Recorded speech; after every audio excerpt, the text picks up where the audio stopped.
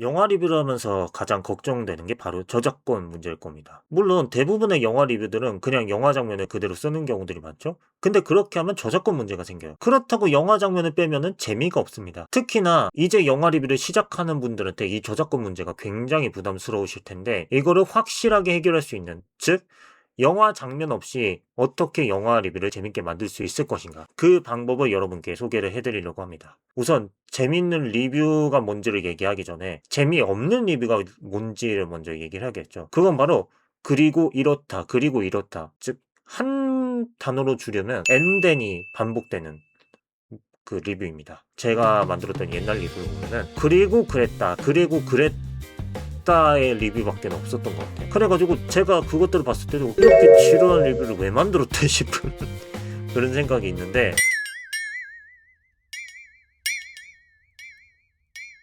어쨌든 그거를 피해야 되는 이유는 그 정보들 속에 어떤 연관점도 없기 때문이에요. 그런 정보들이 하나의 스토리로 연관이 되면은 그거를 받아들이는 게 굉장히 쉽고 재밌잖아요. 근데 그리고 이렇다, 그리고 이렇다, 그리고 이렇다 라는 것만 반복되면은 이야기가, 그러니까 리뷰가 굉장히 지루해질 거라는 거죠. 그래가지고 그런 정보들을 논리적으로 연결을 시키든, 가끔씩은 논리를 벗어나든 가끔씩은 딴 얘기를 하든 그런 식으로 다시 배치를 해야 될 필요가 있다는 얘기입니다.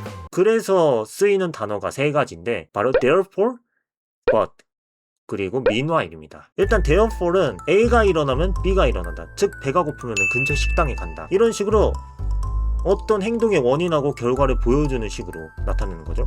그래가지고 이런 행동을 했다. 그런데 but은 약간 좀 다릅니다. 만약에 배가 고파요? 근데 비행기 표를 끊어가지고 제주도에서 고기국수를 먹고 온다. 이런 식으로 뜬금없이 흐름을 바꿔버리는 거죠. 이런 게 벗이고, 물론 돈 있는 사람들은 그러진 않겠지만 이거 논리적인 결과 아닌가 그렇게 생각하실 수도 있지만, 저는 배가 고프면은 그렇게까지 제주도 표를 끊어가지고 고기국수를 먹으러 가고 싶진 않아서 아무튼 그렇고, 미나일이라고 하는 단어가 근데 좀 생소하실 텐데, 미나일은 그렇게 밥을 먹고 있다. 근데 다른 사람이 햄버거를 먹고 있다. 그 두 가지의 모습을 동시에 보여준 거예요. 컨텐츠 안에서. 예를 들면은 그 브이로그를 찍을 때, 나중에 다시 한번 설명을 하겠지만, 그 브이로그에서 어디로 여행을 가요. 한편 그 여행을 가는 중에 책방에도 들르고 카페에도 들르고 음식점에도 들르고, 물론 관점에 따라서는 하나의 큰 사건 속에서 여러 가지 사건이 있다, 뭐 그런 식으로 설명할 수 있는데, 그런 식으로 생각을 하셔도 되고, 아니면 하나의 큰 사건이 있긴 한데 한편 서점에 갔다, 한편 음식점에 갔다, 이런 식으로 해석하셔도 괜찮아요. 어쨌든 요점은 두 가지의 사건을 동시에 진행시켜라 라는 의미입니다. 근데 이 얘기는 제 독창이 아니에요. 사우스파크의 트레이 파커 얘기를 먼저 보죠. And if the words and then belong between those beats, you're f***ed, basically. You got something pretty boring. What should happen between every beat that you've written down is either the word therefore or but. 그리고 영화 감독 존 스터지스가 했던 말입니다. I'll quote Hitchcock again. He said the name of making movies is Meanwhile Back at the Ranch. He's absolutely right. If you tell a story that's and then they and then and that, you're in big trouble. You want to have two things going. You reach the peak of one, you go to the other. You pick the other up just where you want it.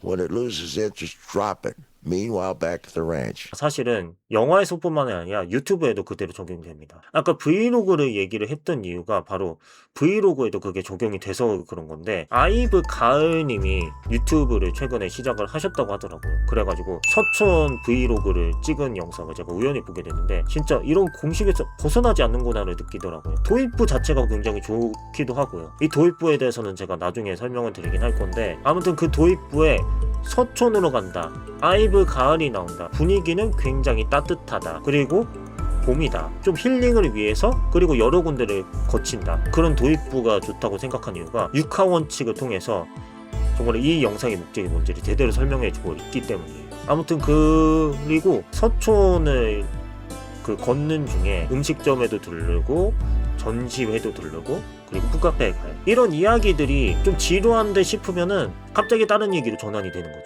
아, 진짜 잘 만든 브이로그구나 라고 생각을 하게 되더라고요. 아무튼 그런 식으로 그 재미는 격변에서 오는 것 같아요. 아까도 제가 얘기를 했던 것처럼 논리적으로 이야기를 그 전개해가는 것도 중요하지만 가끔씩은 이야기를 꺾기도 하고 다른 얘기를 하기도 하고 그런 식으로 재미가 나온다라는 거죠. 근데 굉장히 복잡한 방식이긴 합니다. 여러분들도 이미 그렇게 생각을 하셨을 거예요. 아니 그리고 그렇게 복잡한 방법을 쓸 거면 차라리 영화 장면을 쓰지 왜 그렇게 하느냐라고 그렇게 반문하실 수도 있을 거예요. 한번 여러분이 영화 리뷰 유튜버를 시작한다고 가정을 해보죠. 제가 얘기했던 방식을 쓰실 수도 있고 아니면 그냥 저작권 문제를 감수하고 그냥 영화 장면을 쓰자 그렇게 생각을 하실 거예요. 근데 후자도 솔직히 말하면 괜찮다고 생각을 하는 게 그렇게 장면을 쓰고 그래가지고 줄거리하고 아주 살짝의 감상 이것들을 적용한 영화 리뷰 유튜브들 같은 경우에는 그 2시간에 걸쳐서 봐야 되는 그 영화를 20분 만에 볼 수 있게 하는 그런 이점이 있어요. 만약에 영화 장면을 쓰지 않았다면 그런 이점은 제공을 해줄 수가 없죠.